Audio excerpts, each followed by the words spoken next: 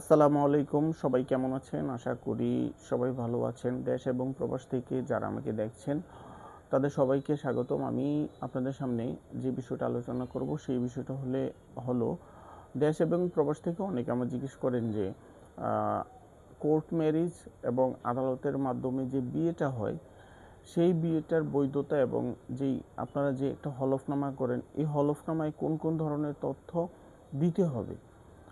আসলে এই দেখা যায় যে আ অনেক মানুষ আছে যে কিছু টাউট বাটপার দালালদের মাধ্যমে প্রতারিত হয়ে থাকে।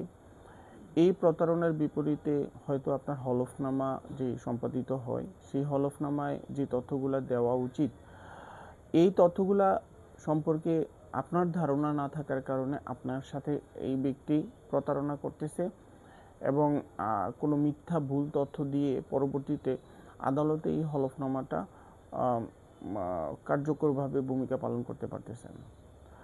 দেখেন, আমি আপনাদেরকে প্রথমেই একটা কথা বলি, যদি কোনো ধরনের মিথ্যা তথ্য দিয়ে থাকেন, এই মিথ্যা তথ্য পরবর্তীতে আপনার বিবাহের বৈধতা নিয়েই প্রশ্ন করতে পারে। মিথ্যা তথ্য বিপরীতে দেখা যায় যে অনেক সময় একটা ব্যক্তি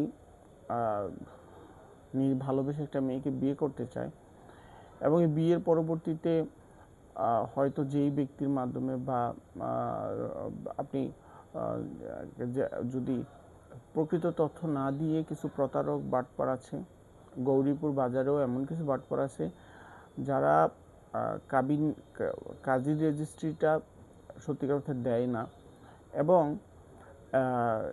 মানুষ একটা হলফনামা দিয়েই মানুষের সাথে প্রতারণা করাটা এবং অর্থ আত্মসাৎ করাটাই থাকে তার মূল উদ্দেশ্য। আমার একটা পরামর্শ থাকবে যে যারা প্রকৃত আদালত সংক্রান্ত বিষয়ে জ্ঞান রাখে বা একজন আইনজীবীর মাধ্যমে আপনারা এই কাজগুলো করাটা বুদ্ধিমানের কাজ হবে। আইনজীবীর ছবি ঝুলানো বাটপার অশিক্ষিত মূর্খ কিছু অষ্টম পাস ছেলেপেলে আছে, তাদের কাছ থেকে আপনারা দূরে থাকবেন। তারা সবসময়ই বাটপারি করাটাই হচ্ছে তাদের এই মূল উদ্দেশ্য থাকে। এখন আপনাদের সামনে একটা যে বিষয়টা নিয়ে আলোচনা করতেছি, সেই বিষয়টা হলো একটি বিবাহের হলফনামা অর্থাৎ ম্যারেজ এফিডেভিটে স্বামী স্ত্রী পারস্পরিক আইনগত বিবাহ সম্বন্ধে একটা লিখিত চুক্তি বা দলিল হিসাবে আমরা এটাকে নিতে পারি। এখন এটা সাধারণত ৩০০ টাকা অথবা ২০০ টাকার স্ট্যাম্পে আমরা নন জুডিশিয়াল স্ট্যাম্পে করে থাকি। এটাতে আপনার বর এবং কনের ঠিকানা, জন্ম তারিখ এবং পরবর্তীতে তাদের বিস্তারিত কোন কারণে তারা একে অপরকে ভালোবেসে বিয়ে করতেছে সেই বিষয়ে আমরা বিস্তারিত লিখে দিই এবং এইটা পরবর্তীতে আপনার মামলা মোকদ্দমার ক্ষেত্রে গুরুত্বপূর্ণ ডকুমেন্ট হিসাবে কাজ করবে। আমি আপনাদেরকে একটা কথা বলি, আপনি যাই করেন হলফনামা সম্পাদন যেভাবেই করেন, কিন্তু আপনাকে অবশ্যই বিবাহটা রেজিস্ট্রি করতে হবে। অরেজিস্ট্রিকৃত বিবাহ হলফনামা দিয়ে সম্পাদিত হওয়ার পরেও সেটা ১ মাসের ভিতরে রেজিস্ট্রি করতে হবে। যদি সেটা না করে পরবর্তীতে আপনি রেজিস্ট্রি না করেছেন, সেই কারণে আপনি কেন রেজিস্ট্রি করেন নাই সেটা অপরাধ হিসাবে এবং সেই অপরাধে আপনি শাস্তি হতে পারে। এখন কথা হচ্ছে যে আপনার বিবাহের হলফনামায় প্রয়োজনীয় মূল তথ্যসমূহ থাকবে হচ্ছে ১ নম্বর হচ্ছে পক্ষের পরিচয়, অর্থাৎ স্বামী পক্ষ এবং স্ত্রী পক্ষ যে আছে, বর এবং কনের পিতার নাম, মাতার নাম, বর্তমান এবং স্থায়ী ঠিকানা ও পেশা, তারা কে কোন পেশায় আছে সেই পেশার বিষয়ে উল্লেখ থাকবে এবং পরবর্তীতে বয়সের প্রমাণের জন্য বয়স সংক্রান্ত বিষয় যেমন হচ্ছে জাতীয় পরিচয়পত্র বা এনআইডি কার্ড, জন্ম নিবন্ধন অনুযায়ী তার বর ও কনের বয়স, ছেলের বয়স হতে হবে ২১ বছর অর্থাৎ বরের বয়স ২১ বছর এবং কনের বয়স থাকতে হবে কমপক্ষে ১৮ বছর অর্থাৎ কমপক্ষে ১৮ এবং কমপক্ষে ২১, এর বেশি হলেও সমস্যা নাই। বৈবাহিক অবস্থা উভয়ই অবিবাহিত হতে হবে। আর যদি বিবাহিত স্বামী পক্ষ বিবাহিত হয় তাহলে তার যেই অনুমতি, স্ত্রীর অনুমতি অথবা স্ত্রী যদি অনুমতি না দেয় তাহলে তার স্থানীয় চেয়ারম্যান অথবা কাউন্সিলর থেকে যে আইনি পদ্ধতিতে অনুমতির ব্যাপারটা আছে সেভাবে সে অনুমতিটা নিয়ে আসতে হবে। আর স্ত্রী যদি বিধবা, তালাকপ্রাপ্ত বা বিপত্নিক হয় তাহলে এটা স্পষ্ট করে হলফনামায় ঘোষণা দিতে হবে। আর হচ্ছে বিবাহের কারণ, দেখেন যেহেতু আপনি হলফনামাটা লিখবেন, বিবাহের কারণটা কোথায় এবং কেন বিয়ে করতেছে এবং একে অপরের সাথে কিভাবে পরিচয়, সেই বিষয়টা আপনি ইচ্ছা করলে বিবাহের কারণ হিসেবে উল্লেখ করে দিতে পারেন। এখন